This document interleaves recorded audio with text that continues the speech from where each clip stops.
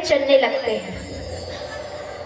अब एक दिन क्या है ना, घसीटते घसीटते जो है भगवान नंद भवन के बाहर जाना चाहते हैं, लेकिन जो द्वार था, जो देहरी थी, वो बहुत ऊंचा था। तो भगवान क्या है, वो जो है ना देहरी के बीच में फंस जाते हैं, आधे आधे भगवान फंस जाते हैं। अब बीच में फंस गए हैं भगवान, रो रहे हैं।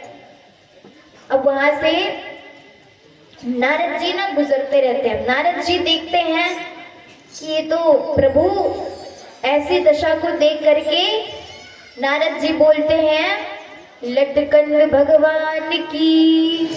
भगवान नारद जी जो है उन्हें लटकन नाम देते हैं यहाँ पर।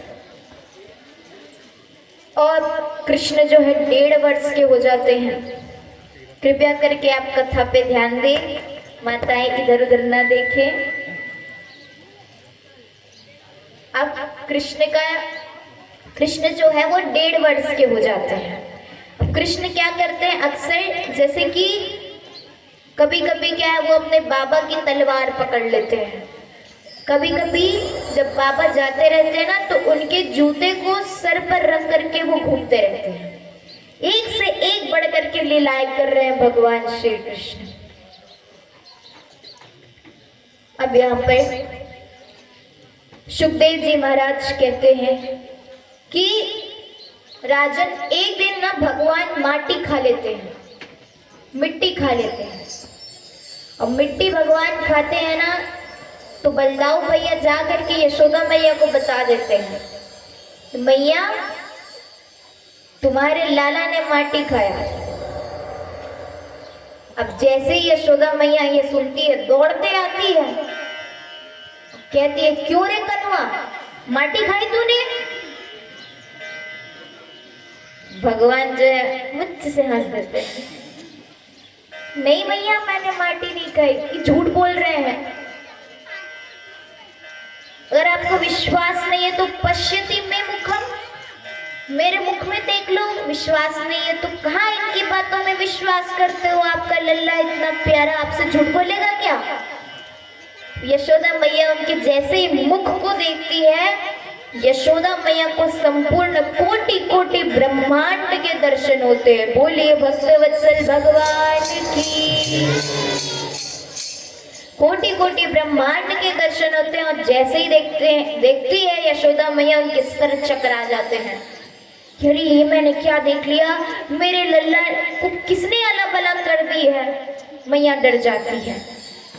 जैसे ही मैया को डरते देखते हैं भगवान जो है, लल्ला क्या करते हैं, उन्हें देख करके हंस देते हैं। तो मैया जो है सारा बात भूल जाती है। अब देखिए, भगवान के माटी खाने के पीछे एक कारण है,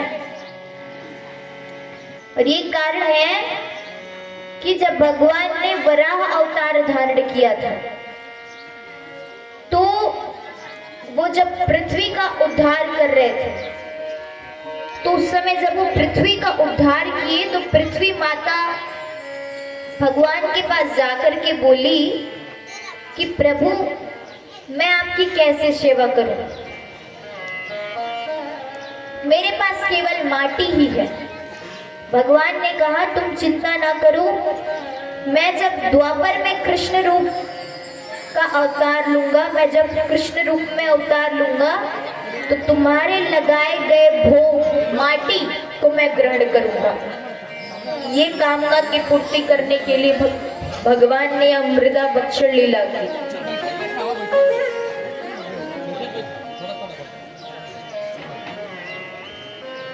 अब सुखदेव जी महाराज राजा परीक्षित को बोलते हैं कि प्रभु जो है ना, वो एक से बढ़कर एक लीलाएं कर रहे हैं।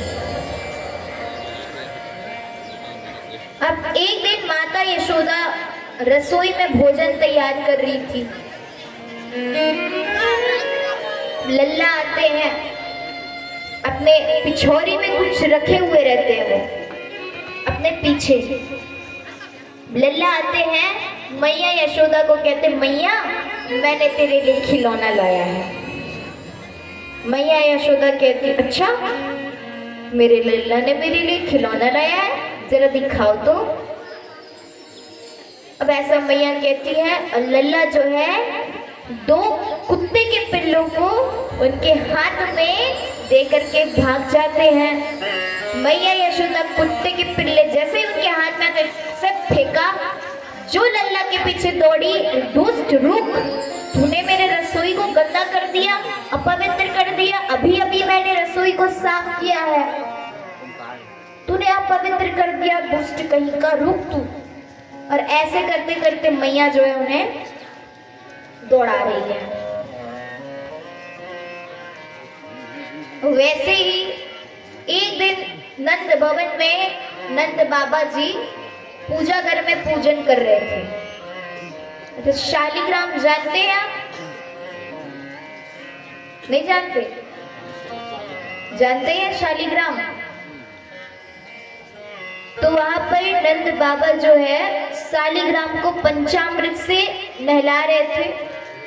नहला धुला करके उनको भोग लगाते हैं, आंख बंद करके बैठ जाते हैं। कन्हैया आते हैं, कन्हैया आते हैं वहां पर, वो भी क्या करते हैं, हाथ जोड़ करके आंख बंद करके बैठ जाते हैं।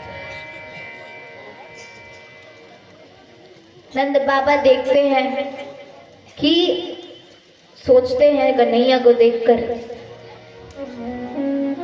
तू तो भारी भगत हो गए हो, तू कब से भगत हो गए हो?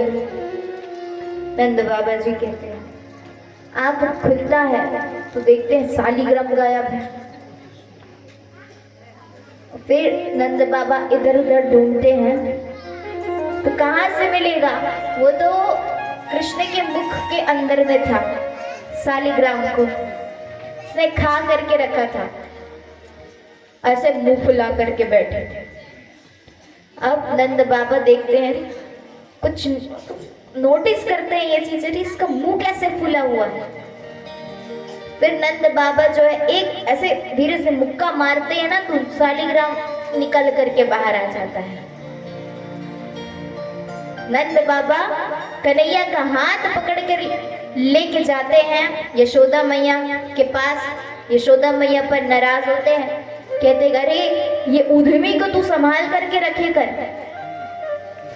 इसने आज शालिग्राम को खा लिया था। अब भगवान भोला बाला मुंह बनाकर कहते हैं, अरे मैया मैं क्या करूं, मैं गुलाब जामुन समझ करके खा लिया था, मुझे थोड़ी ना पता था कि ये कोई भगवान है, शालिग्राम है। अब मैं देखता था रोज कि पिताजी रोज उसमें पंचामृत का भोग लगाते थे, उसको नहलाते थे। मैं क्या सोचता, गुलाब जामुन मीठा तो रहता, और मीठा हो गया होगा,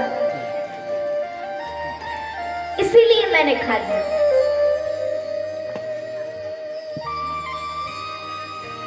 अब वैसे ही एक दिन यशोदा मैया के यहाँ ना कुछ संत आते हैं, और यशोदा मैया उनको ना अनाज देती है, सरे सीधा देती है, रसोई दे देती है।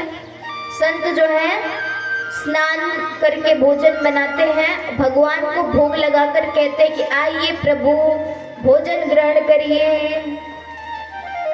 उसके बाद जैसे ही सुनते हैं ना भगवान आइए प्रभु भोजन ग्रहण करिए, तो भगवान कृष्ण जो ना सोते सोते घसीटते घसीटते वहां आते हैं, भोजन को खा करके भग जाते हैं। संत देखते हैं, क्रोधित हो जाते हैं। यशोदा को कहते हैं, अरे तेरे उद्यमी लल्ला ने क्या किया, पूरा हमारा रसोई खराब कर दिया।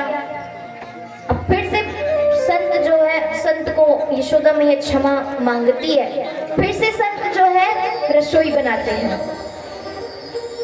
अब ये घटना बार बार होती है, बार बार संत कहते हैं आइए प्रभु भोजन ग्रहण करिए, और भगवान जो है घसीटते घसीटते आकर के भोजन खा खा करके भागते हैं। अब फिर यशोदा मैया उसका हाथ पकड़ करके लाती है, कहती कि रे दुष्ट, तूने मुझे बहुत तंग करके रखा है, बहुत सताया है, तेरी खैर नहीं आज, भगवान श्री कृष्ण फिर से बोला भाला मुंह बनाते हैं, कहते हैं अरे मैया मेरी क्या गलती। ये महात्मा कहते हैं आओ प्रभु भोजन ग्रहण करो, तो मैं नंद भवन में कोई भूखा ना रहे, इसलिए मैं जल्दी से आकर के भोजन को ग्रहण करता हूँ और आप मुझे डांट रही हो। यशोदा मैया की ये बात समझ में नहीं आई, लेकिन संत समझ गए कि ये कोई और नहीं साक्षात भगवान विष्णु है। बोलो राधे राधे।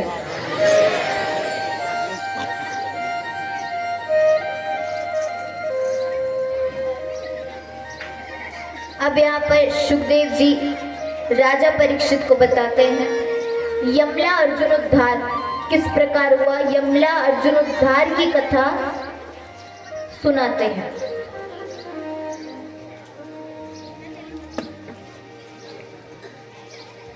तो एक दिन माता यशोदा सुबह